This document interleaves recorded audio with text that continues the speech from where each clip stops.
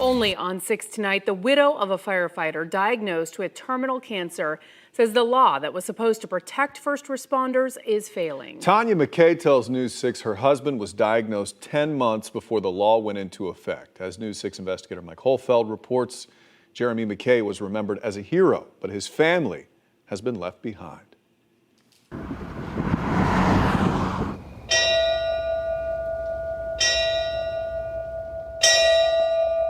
A tribute to a Florida firefighter.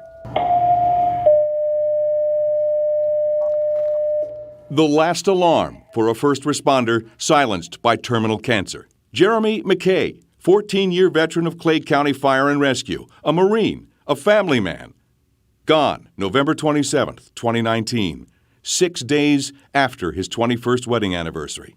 Because he decided to put his life out there to help others. His wife Tanya spoke to lawmakers in Tallahassee as a law designed to provide cancer benefits was actually being debated. The only exposure he has is his job in his 13 years with the county. Governor DeSantis signed the cancer benefits legislation. It went into effect July 1st, 2019.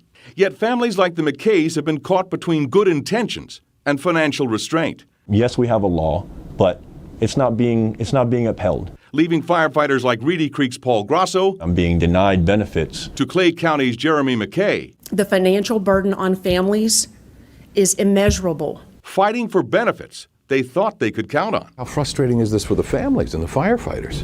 It's horribly frustrating. And candidly, I think a lot of these issues could have been addressed during the legislative process and probably should have been. Attorney Jeff Bickler has been leading the fight for benefits for state firefighters diagnosed with cancer. It's not just an injury, it's cancer, which means that this isn't over. In Paul Grosso's case, Bickler says an agreement is very close, but one case does not set a precedent. The issue related to coverage is going to be unique for every agency.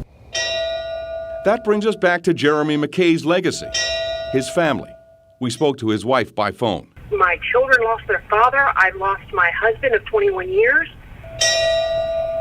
The pushback is unacceptable. Completely unacceptable. Mrs. McKay tells News 6 she was convinced the law would cover all firefighters diagnosed with line-of-duty cancer, no questions asked. Instead, there are various, let's call them interpretations of the law impacting firefighters and their families in Cocoa, Clay County, Reedy Creek, and Seminole County.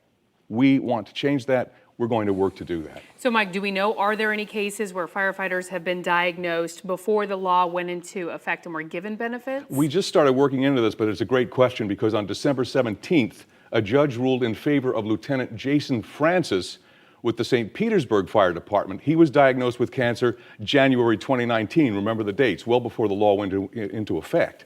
The city denied his benefits, but with the court's ruling, the city reversed policy and granted Francis full benefits. That's good news, but that's one interpretation of the statute.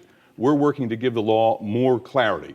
And as I always like to say, let's get results together. I think we need everyone to get together on this one and support it. So many firefighter families could be affected by this. Absolutely. When these new laws get created, we always find issues with them. It is vague, Matt, but we're going to button it up so it's specific. As you said, you can't do it 40 years ago, but we'll come to a common ground. All right, Mike Holfeld, thank you very much. My pleasure. Appreciate that. Yeah.